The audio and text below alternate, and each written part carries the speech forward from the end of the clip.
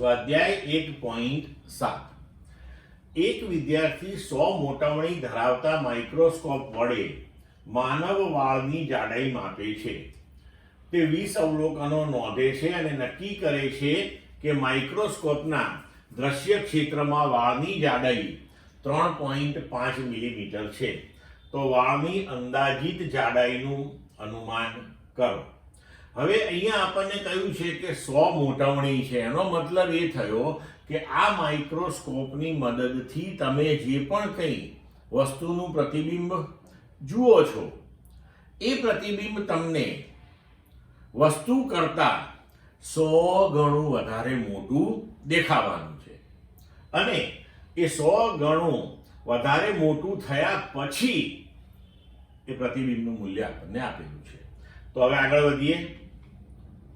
માઇક્રોસ્કોપની મોટામણી બરાબર આપણે લખી શકીએ કે પ્રતિબિંબની જાડાઈ ભાગ્યા વસ્તુની જાડાઈ.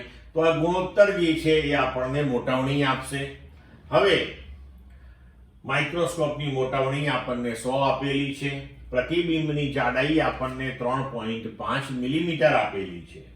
તો વસ્તુની જાડાઈ કેટલી?